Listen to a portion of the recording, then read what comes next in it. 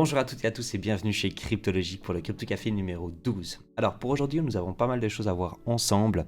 Déjà pour commencer les 4 crypto-monnaies que nous allons voir ensemble, c'est déjà le Bitcoin, on a Alice, Crow et le Theta qui a été demandé par la communauté dans les commentaires sur notre dernière vidéo YouTube. Et pour aujourd'hui on a 2-3 petits articles, on va parler un tout petit peu des rumeurs de Twitter rapidement, du Twitter Coin, on va avoir 2-3 petits tweets assez intéressante aussi. On va parler un tout petit peu du volume des DEX, on va parler un tout petit peu des Bitcoin holders avec leur wallet, le nombre de wallets finalement qui sont en train de s'accumuler malgré le bear market qu'on a actuellement.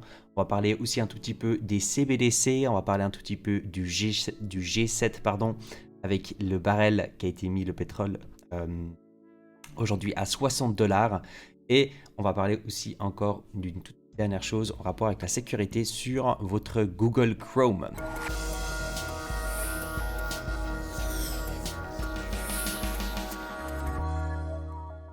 Alors messieurs, mesdames, on va directement attaquer déjà pour commencer, comme vous le savez tous, je pense aujourd'hui, la dernière vidéo sur notre Crypto Café, donc le numéro 11.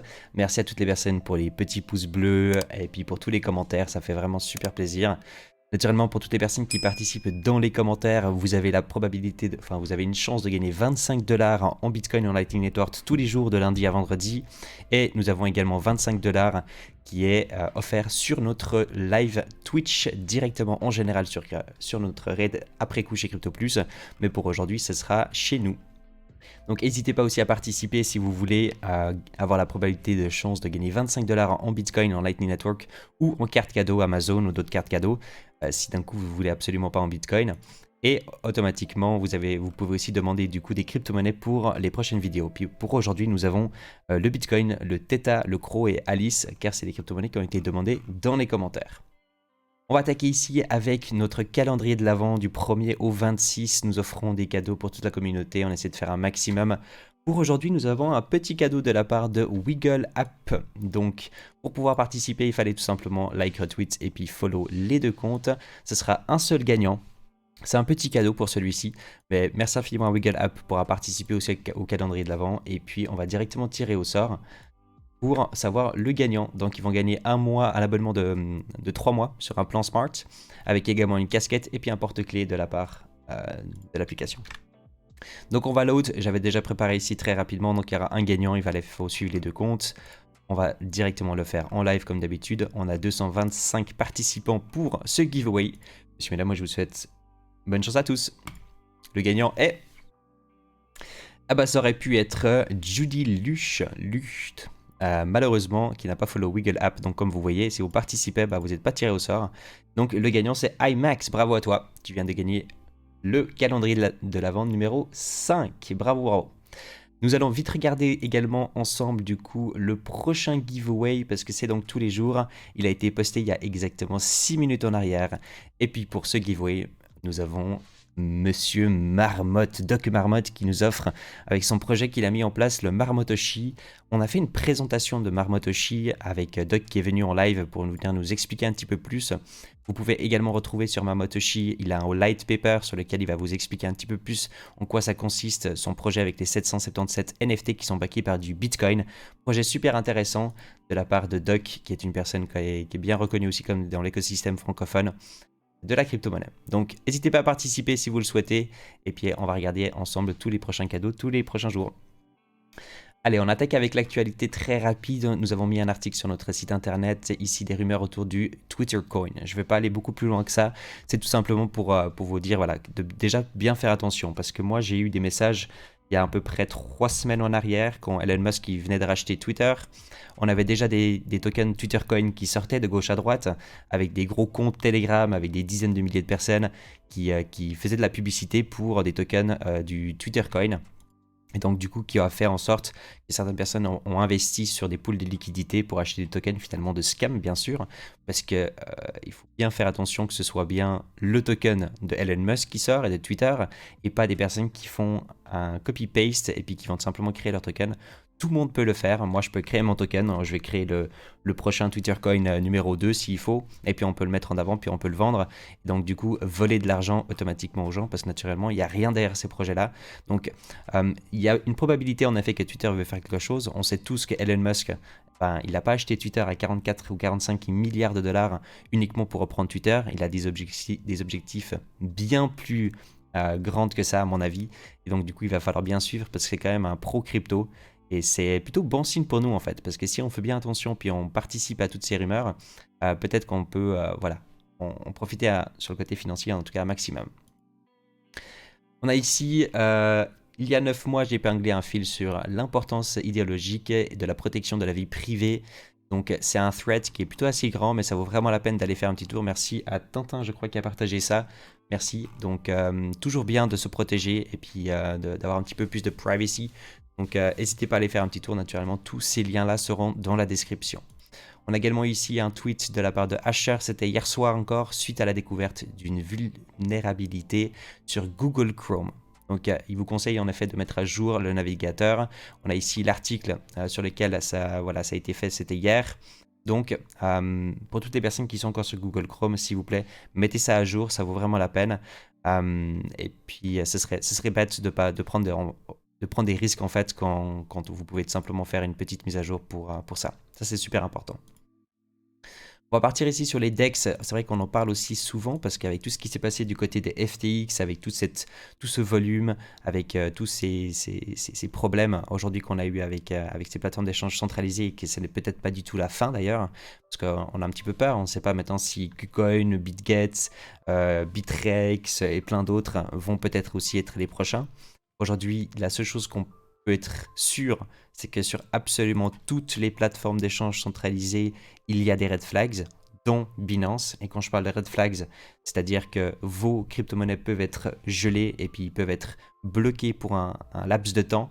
Et peut-être que vous n'allez plus jamais récupérer vos fonds si eux, ils ont fait faillite. Aujourd'hui, vos crypto-monnaies qui sont sur ces plateformes d'échange centralisées, naturellement, ne sont pas 100% à vous. Ils possèdent également l'accès à vos crypto-monnaies, donc vous n'êtes pas...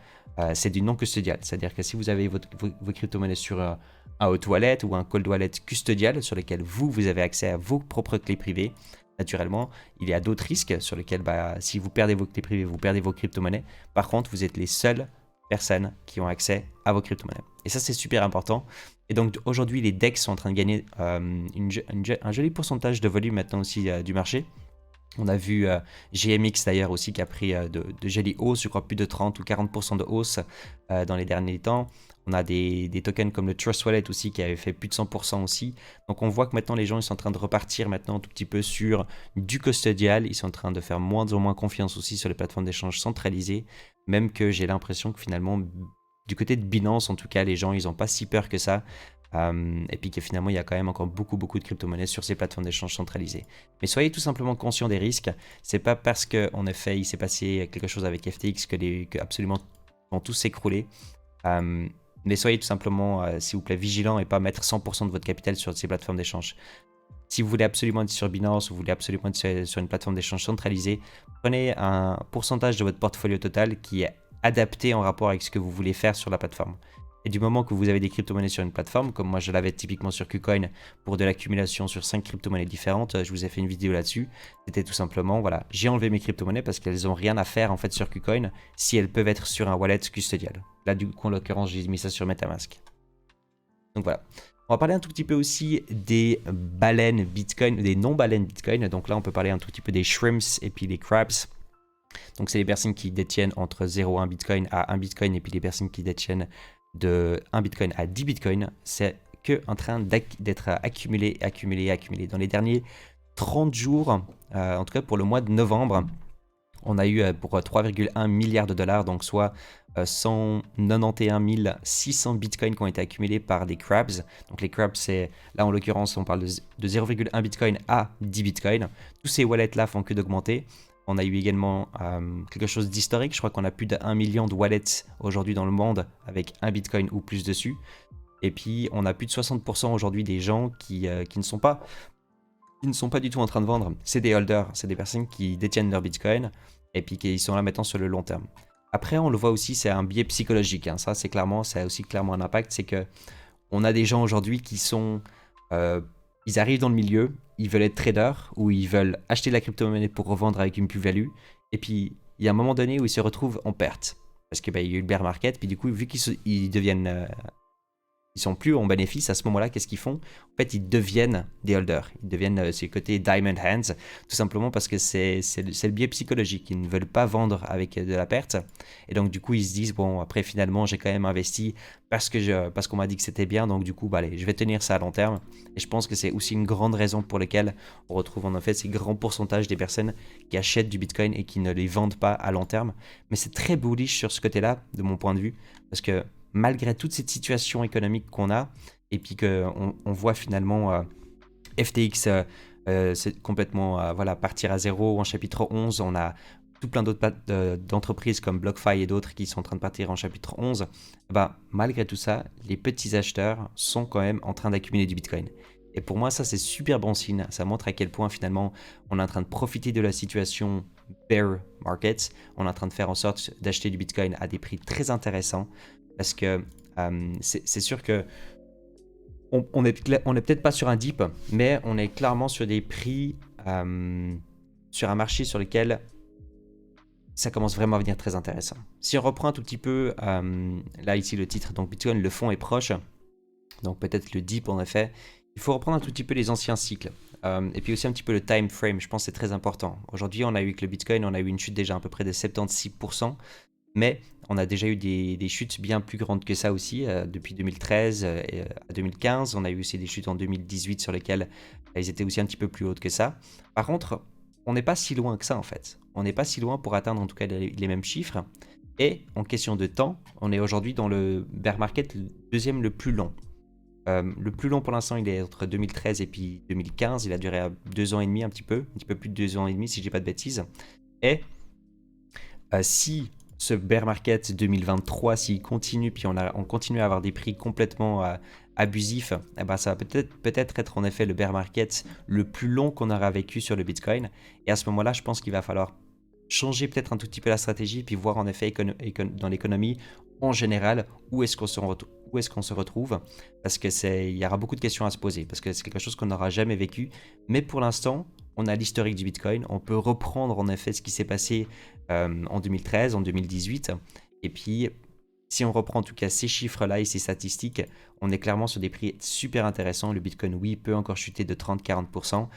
Nous, on le dit aussi tout le temps. Mais par contre, c'est dans ces moments-là qu'il faut réussir à accumuler. C'est pas dans les moments où le Bitcoin il est sur un all-time high ou quand le Bitcoin est à des prix complètement hallucinants.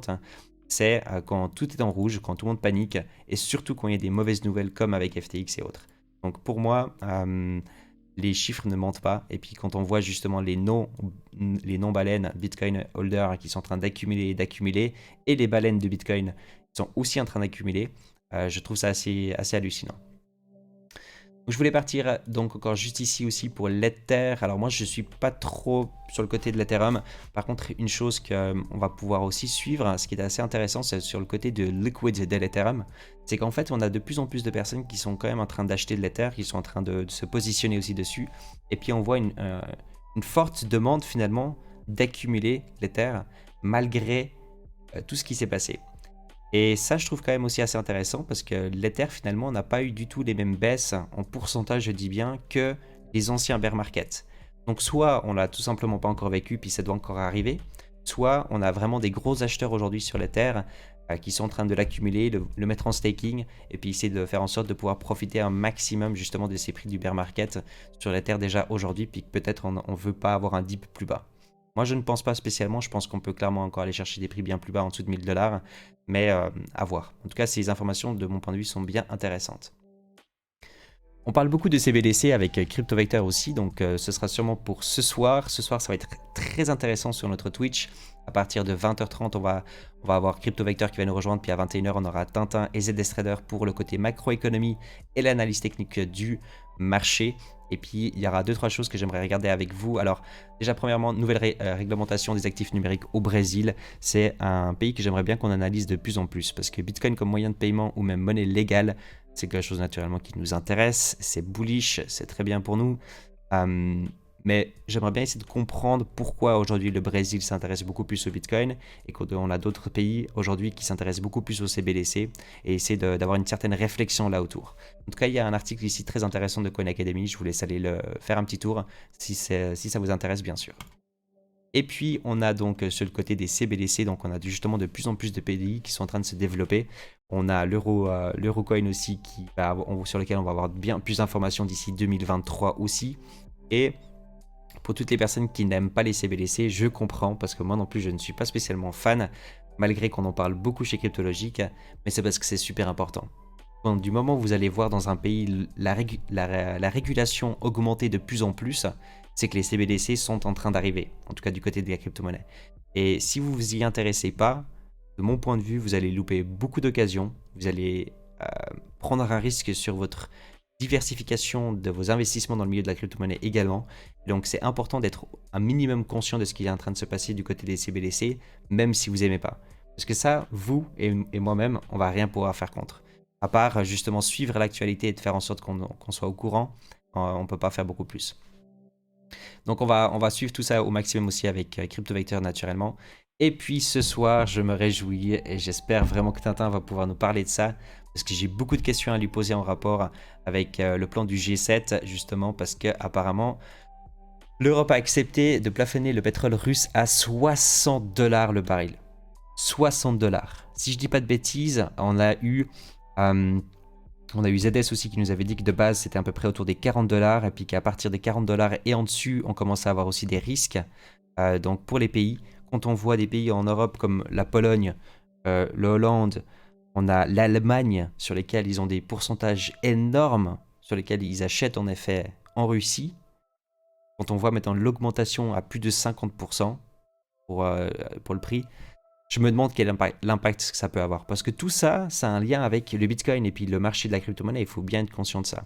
Aujourd'hui, l'impact que ça peut avoir sur le marché économique peut avoir un impact sur le Bitcoin à court terme. Et si on a beaucoup d'informations puis qu'on fait bien notre taf, je pense qu'on va pouvoir savoir si oui ou non le Bitcoin peut aller rechercher ses 11 000, 12 000, 13 000, 14 000 ou 15 000 $ de nouveau. Et ce sera à nous du coup d'être informés au maximum. Donc on va sûrement pouvoir en parler ce soir avec Tintin sur Twitch à partir de 21 h. Donc n'hésitez pas aussi à nous rejoindre. Et on va partir du coup maintenant sur l'actualité, sur l'analyse de la crypto-monnaie. Donc on a le Bitcoin, Theta, Alice et Crow. Donc j'ai pas besoin de perdre beaucoup de votre temps déjà sur le Bitcoin. Rien n'a changé depuis hier matin. On a tout simplement mis un tout petit peu de volatilité. Pour les personnes qui sont sur le côté du trading, en tout cas du côté de l'Ishimoku chez Cryptologic, j'espère que certaines personnes ont pu profiter de cette hausse, plus de cette baisse. En tout cas à court terme, il y a eu un petit peu de volatilité, donc assez intéressante. Pour l'instant, on est en train de tenir justement le haut de cette zone de range. Donc c'est bon signe, hein. On a un très joli support qui est en train de se mettre en place ici à court terme. Du moment qu'on va casser ces points-là, il faudra aller rechercher le bas déjà de ce range qui sera autour des 16 444 $.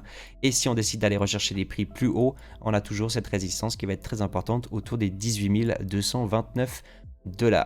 Pour moi aujourd'hui on est toujours bearish naturellement à court terme sur le Bitcoin. Ce que j'aimerais bien voir c'est qu'on aille rechercher ce support et puis les zones de liquidité à court terme qui est en dessous de 15 500 $. Sur le Theta, rien n'a changé aussi. On avait déjà fait une analyse, je crois que c'était la semaine dernière. On a toujours la même chose. Donc on a une résistance autour des 1,07 $ avec une zone de volume assez importante entre 1,08 $ et puis 1,30 $, sur lesquels, du moment qu'on va venir chercher cette résistance, on peut sans aucun problème avoir de la volatilité jusqu'en haut de cette zone de volume pour après créer un certain range, pour après soit être en accumulation ou en distribution pour partir soit vers le haut, soit de nouveau vers le bas. Sinon, on a un support. Je vais tous enlever ça. Sinon, on a un support sur le Theta qui est autour des 76 centimes. Et c'est là où justement j'aimerais bien voir de nouveau le Theta tomber. C'est qu'on casse finalement ce support et qu'on crée un tout petit peu de la panique sur le marché. Puis qu'on revienne chercher cette zone d'accumulation extrêmement intéressante, je trouve. Et si on est dans un blood market sur lequel le Bitcoin décide d'aller en effet rechercher des prix comme le 12 000 $, on a ici un blood zone comme je l'appelle. Donc c'est là le prix le plus intéressant en tout cas. Sur le court terme, dans les prochaines semaines, prochains mois, on peut peut-être encore aller rechercher sur le Theta. Donc ça, ce serait autour des 50 centimes, 49 à 52 centimes. Pour le token de Alice, on a un petit retracement ici à court terme. Pour les personnes qui s'intéressent en tout cas au volume profile, on a un gros support ici, en tout cas beaucoup de volume qui a été travaillé à partir de 1,25 $. Donc oui, on peut aller rechercher encore jusqu'en bas jusqu'à 1,22 $. Mais la première zone de retracement, si vous voulez vous intéresser à absolument acheter du Alice, Je n'achèterai pas à ce point-là. Si vraiment je veux commencer à acheter, je n'achèterai jamais avant les 1,26 à 1,29 $. Ce sera la première zone qu'il faut vraiment commencer à s'intéresser. Si on décide de casser cette zone, on a un certain support qui devrait tenir autour des 1,13 $, 1,14 $. Et sinon, si on décide de continuer avec un marché plutôt haussier sur Alice, on devrait aller chercher les premières zones, la première résistance et puis la plus grande zone de volume. Et cette zone de volume qui va être assez importante, elle va être entre 1,69 $ à 1,78 $. On a également ici une zone de volume de hold range. Donc ça consiste tout simplement de nouveau avec le volume profile. C'est qu'on voit qu'en fait c'est assez intéressant parce que c'est pas souvent qu'on voit ça. Quand on a un range comme ça qui a été créé, souvent ce qu'on se dit c'est qu'on a en effet le volume le plus travaillé, en général il est vers le milieu, souvent. Là on voit qu'il est quand même plutôt assez haut dans le range et donc c'est un point qui va être assez intéressant parce que si on a des très bonnes nouvelles puis qu'on a un petit peu de la hype qui arrive sur Alice puis qu'on a en effet des cassures sur ses prochaines résistances, eh ben, ce sera la première zone qui va falloir bien s'intéresser parce que pour moi ça c'est typiquement les zones où je prends du profit. Je ne laisse pas spécialement un prix revenir dans ces zones là et puis me dire et croiser les doigts en espérant qu'il va aller beaucoup plus haut. Moi je prendrais clairement du profit en tout cas dans ces zones. Et on va finir avec notre token, le CRO de crypto.com pour toutes les personnes qui sont holders et puis qui ont la carte de crédit. C'est vrai que ça n'a pas été une année extrêmement simple non plus pour eux parce qu'il y a eu beaucoup de pertes. On a eu beaucoup de chutes également avec CRO quand il y a eu FTX qui s'est écroulé. Aujourd'hui, on a un support qui est en train d'être créé autour des 6 centimes 6 sur lesquels à court terme, il doit vraiment réussir à tenir le coup. On a une test zone qui est juste ici, qui va être très importante parce que si on la casse, à ce moment-là, je ne sais pas exactement ce qui peut se passer avec le CRO parce qu'on peut aller chercher des prix encore bien plus bas. Sinon, si cette test zone, elle tient la route, eh ben, on a notre résistance à 7 centimes 5 qui est pour l'instant dans notre range. Donc, ce sera vraiment cette zone-là qui va nous intéresser. Au moment qu'on arrive à casser la résistance vers le haut, on a une zone de volume première prise de gain qui est très intéressante, déjà autour des 10 centimes 9 et 11 centimes 4 pour le CRO. Alors voilà, ce sera tout pour aujourd'hui, messieurs, mesdames, j'espère que ça vous a plu pour ce petit Crypto Café numéro 12. Naturellement, n'oubliez pas de mettre un petit pouce bleu sur la vidéo et de vous abonner à la chaîne, ça soutient énormément. Et puis moi, je vous dis à ce soir du coup pour le live avec toute l'équipe et puis sinon à demain matin. Ciao, ciao tout le monde.